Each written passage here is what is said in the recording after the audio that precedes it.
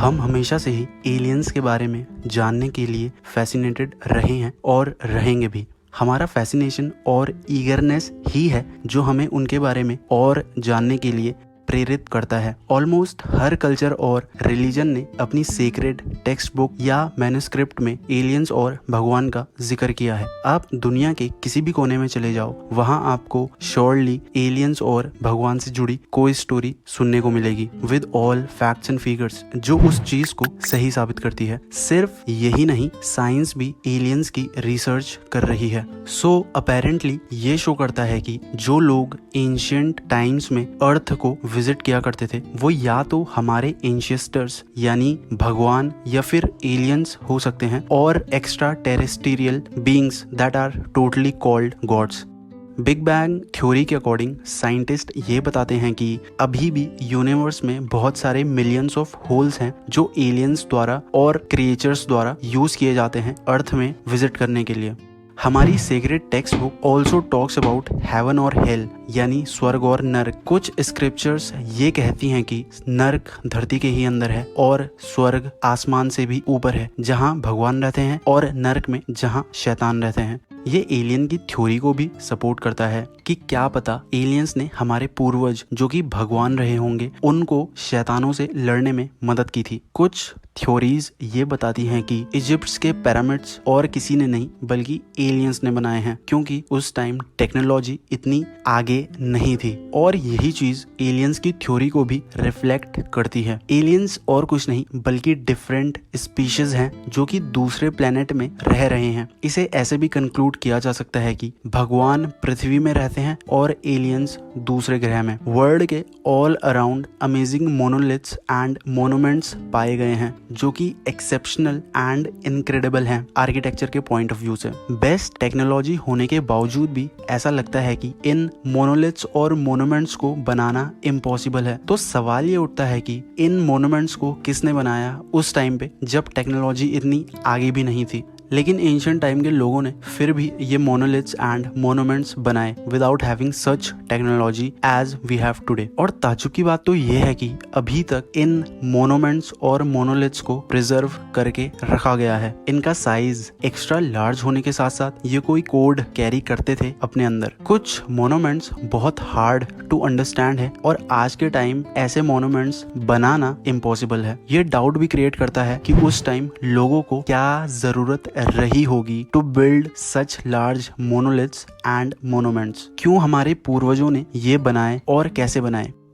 क्या कोई ऐसे स्पेशल मोन्यूमेंट्स बना सकता है without any help of technology? किसने उनकी मदद की ये बिल्ड करने में? लेकिन हाँ, ऐसा माना जा सकता है कि उनकी हेल्प किसी एक्स्ट्रा टेरेस्ट्रियल फोर्स ने की थी। ऐसा देखा गया है कि ऑलमोस्ट सभी कल्चर में भगवान और शैतान के बारे में स्टोरीज आपको मिल जाएंगी। पत्थर में उनके बारे में लिखा मिल जाएगा जो कि बिग पीसेस हैं स्टोन के, या मोनोलिथ या बड़ी माउंटेन में गॉड और डीमन के बारे में लिखा गया है। और ऐसा भी हो सकता है कि ह्यूमंस को ऐसा करने के लिए भगवान या फिर एलियंस ने बोला हो। वो भी इस फैक्ट से वाकिफ थे कि स्टोन कभी डिग्रेड नहीं हो सकते मेटल्स एंड मिनरल्स की तरह। Their choice of choosing stones as a medium also depicts a fact that this attempt of crafting the stone idols, scriptures and monolith was done to give knowledge to the coming generation. ऐसा भी माना गया है कि ये monoliths stone नहीं हैं जिनमें भगवान के बारे में स्क्राइब या लिखा गया हो। अगर हम इनको मैच करने की कोशिश करें आज की क्राफ्टमैनशिप से एंड आज के टेम्पलों से, तो ये सेम पैटर्न ऑफ ब्रिक्स से बिल्ड किए गए हैं। कोई मिस्टीरियस टेक्नोलॉजी शो नहीं करते, लेकिन पहले की क्राफ्टमैनशिप को समझना डिफिकल्ट है।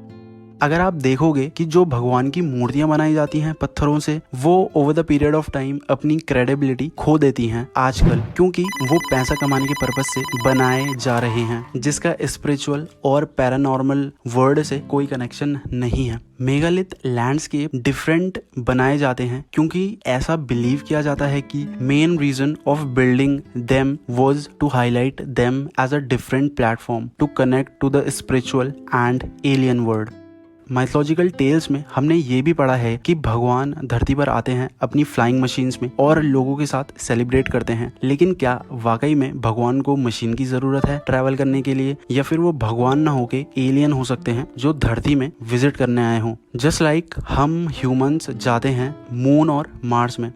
सीक्रेट स्क्रिप्चर में ये भी लिखा गया है कि आधे जानवर और आधे इंसान वाले लोग भी होते थे, जिनकी बॉडी आधी जानवर की होती थी और आधी इंसान की, जो कि नार्निया मूवी में भी दिखाया गया है। ऐसे भी लोग होते थे जो बर्थ से ही एक्स्ट्रा ऑर्डिनरी मैजिकल पावर्स के साथ जन्मे होते थे, बट इन मॉडर्न टाइम वो पावर्स कहाँ चली गई? इन दोनों ही फैक्ट्स को बिलीव करना इम्पॉसिबल है। अगर हम इन दोनों चीज में से एक फैक्ट को रियल मान ले तो दूसरा फैक्ट खुद ही फिक्टिशियस कहलाएगा। बट ऐसी हाईली म्यूटेटेड स्पीशीज की पॉसिबिलिटी हो सकती है कि half man and half animal की बॉडी वाले इंसान या फिर एलियंस हो सकते हैं, और ये एलियंस के होने की पॉसिबिलिटी भी हो सकती है। ऐसा भी हो सकता है कि भगवान की शैतान से लड़ने में एलियंस ने ही मदद की हो, और जिन एंशिएंट इंसानों ने बिग मोनोलिथ एंड मॉन्यूमेंट्स बनाए उन्हें आर्किटेक्चर की एडुकेशन एलियंस ने ही दी हो। इससे ये कंक्लूजन निकलता है कि कुछ तो डिवाइन पावर रही ही होगी जिन्होंने उस टाइम के लोगों की मदद की थी इन सारे मॉन्यूमेंट्स और बिल्डिंग बनाने में। हम इस फैक्ट को डिनाई नहीं कर सकते कि most of the monuments were made by acoustic levitation, जो कि इम्पॉसिबल है आज के टाइम में बनना। ऑथर कहते हैं कि ये तो श्योर है कि इंसानों की मदद किसी एक्स्ट्रा पावर ने तो की ही होगी उस time to build that beautiful structure in ancient times. और ऐसा कहा जा सकता है कि अपनी साइकिल को फिनिश करने के लिए भगवान लोग नेचुरल क्लाइमेटीज का सहारा लेते हैं, लाइक सुनामी, फ्लड और अदर नेचुरल डिजास्टर। पृथ्वी से वो खुद को ओशन में समा लेते हैं, बट उनके बनाए गए मोन्यूमेंट्स अभी भी समुद्र के नीचे प्रिजर्व्ड हैं और कुछ मिट्टी के नीचे दबे हुए हैं। एग्जाम्पल, कृष्ण भगवान की द्वारिका अभी भी समुद्र के नीचे देखी जा सकती है, और बहुत से मॉन्यूमेंट्स ऐसे भी हैं जो अभी अनडिस्कवर्ड हैं। साइंटिस्ट और आर्कियोलॉजिस्ट उन पर रिसर्च कर रहे हैं। इवन साइंटिस्ट एंड आर्कियोलॉजिस्ट ने एंशिएंट टाइम के लोगों के skulls and aliens elongated skull भी पाए हैं जो दबे पड़े थे डीप इनसाइड द लैंड। और अगर हम उन स्कल्स एंड स्केलेटन्स या फॉसिल को एग्जामिन करें जो साइंटिस्टों द्वारा पाए गए हैं, तो हमें ये पता चलेगा कि उस टाइम में एलियंस एग्जिस्ट करते थे, क्योंकि वो फॉसिल ह्यूमन बॉडी की ही तरह थे बट बहुत बड़े थे। अगर वो भगवान नहीं थे तो वो कोई अदर पावरफुल स्पीशीज रही होगी जो कि अब पृथ्वी में नहीं रहते। लेकिन अब कलयुग में हमें इन सारी प्रजातियों के बारे में इतना ज्यादा नहीं पता, क्योंकि हम इंटरेस्टेड ही नहीं हैं अपना पास्ट जानने में, क्योंकि हम अपना फ्यूचर बनाने में इतने बिजी हैं, और यही चीज हमें रोक रही है अपना सीक्रेट पास्ट जानने में, जो कि इस कलयुग से बहुत सुंदर था। कई कल्चर ये एलियन का कॉन्सेप्ट नहीं समझते, बट हर एक प्लेनेट की वर्शिप करते हैं भगवान मान के, लाइक सैटर्न, शनि ग्रह, और उन्होंने प्लेनेट्स का इम्पैक्ट भी डिफाइन किया है हमारी लाइफ में, like as a concept of astronomy, जहाँ ये प्लेनेटरी भगवान की भी पूजा की जाती है अपनी लाइफ से नेगेटिव इफेक्ट हटाने के लिए। और ये चीज इंडिकेट करती है कि इंसान के पास अच्छा खासा नॉलेज था universe, stars, planet and sun की इम्पोर्टेंस के बारे में, scientifically as well as spiritually. बहुत सारी थ्योरीज आपको मिलेंगी एलियंस की रियलिटी के बारे में। इतना एक्सप्लोर हम इसे करेंगे उतना इंटेंस ये होता जाएगा। कलयुग में लाइफ बहुत स्ट्रेस और स्ट्रगल भरी है कि हम मटेरियलिस्टिक चीजों से ही बाहर नहीं निकल पाते। हमारे पूर्वज भले ही स्पिरिचुअली एक्टिव थे, बट हम नहीं हैं। अभी भी एलियंस की जो थ्योरी है वो सिर्फ काम आती है मनोरंजक और काल्पनिक लेखनी करने के लिए। इन सब चीजों को अभी टाइम है रिवील होने में कलयुग में। दोस्तों, मेरा नाम सौरभ है। Thanks for watching.